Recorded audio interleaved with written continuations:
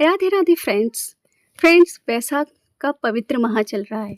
हिंदू धर्म के लिए माँ गंगा का विशेष महत्व है।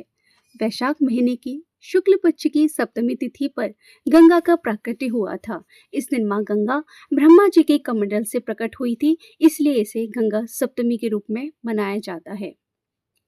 इस दिन कुछ विशेष योग बन रहे हैं, जिनमें से एक है रवि योग, दूसरा है त्रिपुष्कर योग। रवि योग का संयोग सुबह 5:39 से 12:34 तक रहेगा। साथ ही त्रिपुष्कर योग का संयोग सुबह 7:51 से दोपहर 12:34 तक है। इस योग में गंगा स्नान करने से अमृत फल की प्राप्ति होती है।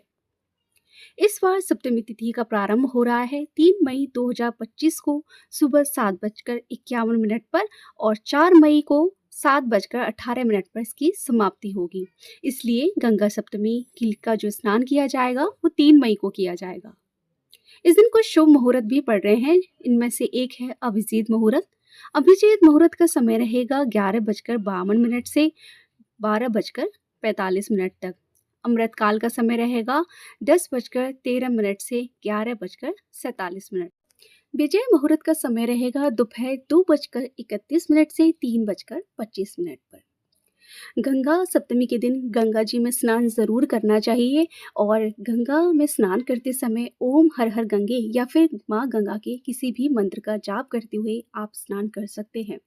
यदि किसी कारण से आप गंगा में स्नान नहीं कर पा रहे हैं तो घर पर पानी में ही थोड़ा गंगाजल मिला लीजिए और निम्न मंत्र को बोलते हुए आप स्नान कर लीजिए। गंगे च यमुने च गोदावरी सरस्वती नर्मदे सिंधु कावेरी जलेस्मिन् सन्निधे कुरु, या फिर ओम नमो गंगाए विश्व रूपिणी नारायणी नमो नमः। अगर ये मंत्र भी आपसे ना भूला जाए तो ओम गंगाए नमः या ओम हर हर गंगे कहते हुए भी आप स्नान कर सकते हैं। कोशिश पूरी कीजिएगा, इस दिन गंगा स्नान का ही पूरा फल आपको मिलेगा यदि आप पानी में गंगाजल मिलाकर माँ गंगा का ध्यान करते हुए स्नान करते हैं।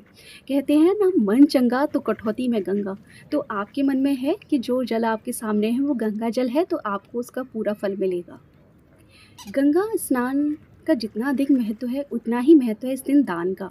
इस दिन यदि आप जल से भरा हुआ कोई पात्र या घड़ा किसी को दान करते हैं तो आपको अच्छे पुण्य की प्राप्ति होती है। साथ ही आप इस दिन सत्तू या गेहूं का दान भी कर सकते हैं।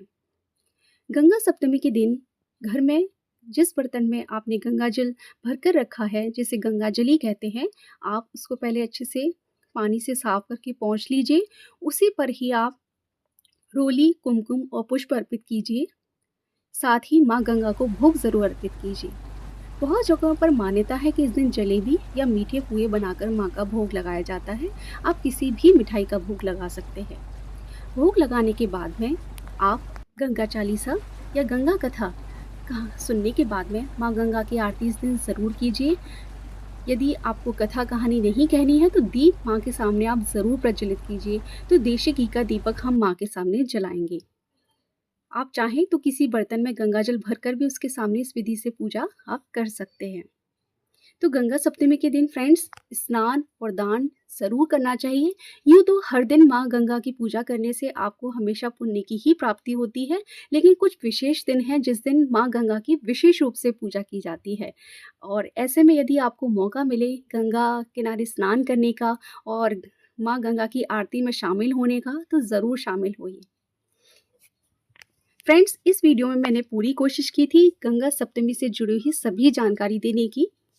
मैं यहाँ एक बात और आपको बताना चाहती हूँ, गंगा सप्तमी और गंगा दशहरा दोनों अलग अलग चीज़ें हैं। गंगा सप्तमी के दिन माँ गंगा का प्राकट्य ब्रह्मा जी के कमंडल से हुआ था और गंगा दशहरा के दिन माँ गंगा पृथ्वी पर अवतरित हुई थी। तो दोनों ही तिथियाँ अलग अलग है। गंगा दशहरा जून के महीने में आएगा, तो उस दिन भी गंगा जी की पूजा ज़रूर की जाती है। तो फ्रेंड्स, इस वीडियो में दी गई जानकारी आपको कैसी लगी? अगर ये जानकारी आपको पसंद आई है तो प्लीज़ इस वीडियो को लाइक कर दीजिए और इस वीडियो को ज़्यादा से ज़्यादा अपने फैमिली और फ्रेंड्स के साथ शेयर ज़रूर कीजिए। माँ गंगा की विशेष कृपा आप सब पर सदैव बनी रहे। चैनल पर फ्रेंड्स यदि आप पहली बार आए हैं तो प्लीज़ चैनल को सब्सक्राइब कर दीजिए। मेरे चैनल पर आपको आने वाले सभी व्रत त्योहारों से जुड़ी हुई सभी जानकारी दी जाती है। तो जुड़े रहिए मेरे चैनल आदि योगी महादेव से। और आप सबने इस वीडियो को फ्रेंड्स पूरा देखा, उसके लिए आप सबका बहुत बहुत धन्यवाद। जय माँ गंगा।